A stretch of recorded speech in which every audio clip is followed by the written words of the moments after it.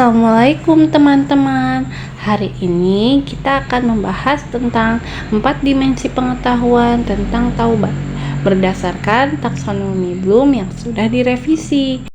Pertama, sedikit tentang taksonomi Bloom.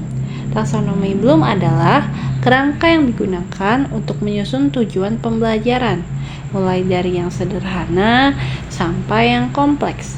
Dalam revisi terbaru, ada 4 dimensi pengetahuan, yaitu faktual, konseptual, prosedural, dan metakognitif.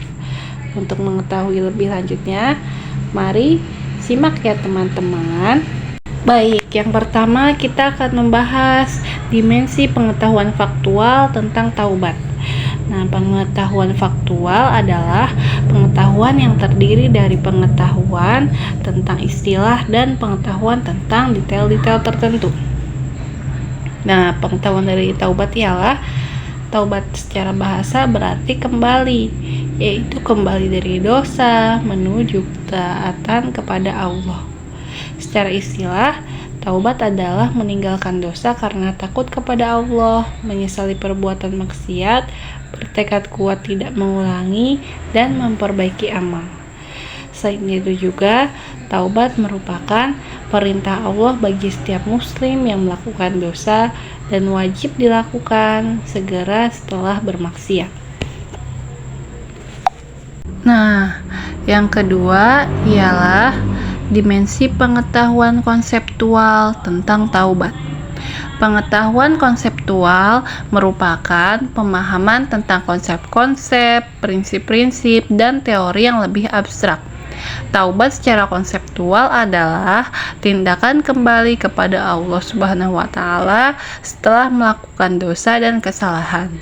Ini melibatkan penyesalan, penghentian dosa, memohon ampunan ataupun istighfar, dan tekad untuk tidak mengulangi kesalahan di masa depan.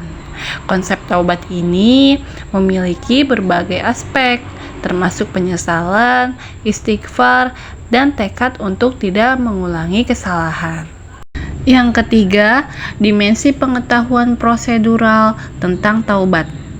Dimensi pengetahuan prosedural merupakan suatu dimensi pengetahuan yang menitik beratkan pada pengetahuan menentukan cara, langkah, dan metode untuk menyelesaikan permasalahan.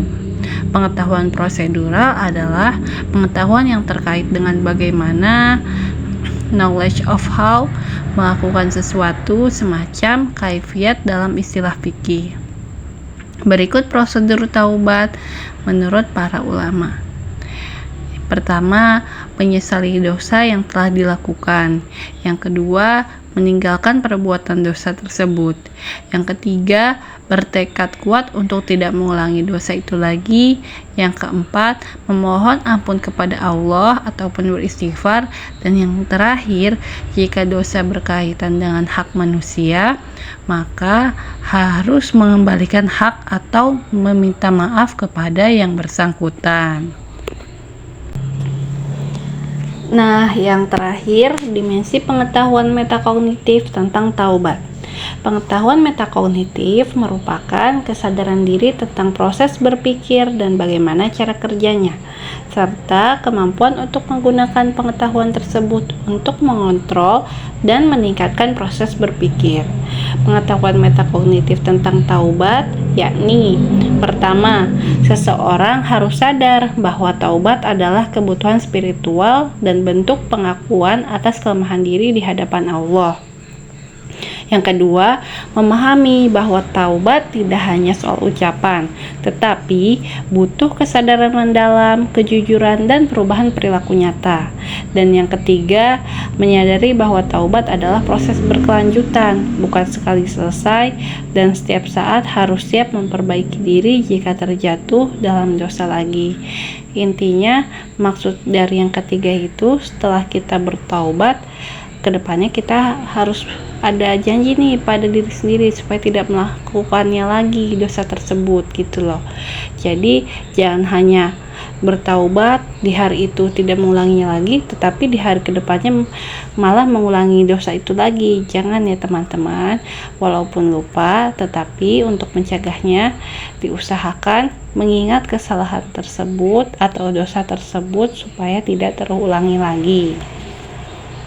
Jadi, taubat itu bukan cuma teori, tapi harus dipahami, dijalankan, dan dihayati dalam kehidupan sehari-hari. Terima kasih teman-teman sudah menyimak. Semoga ilmu ini bermanfaat untuk teman-teman semua. Wassalamualaikum warahmatullahi wabarakatuh.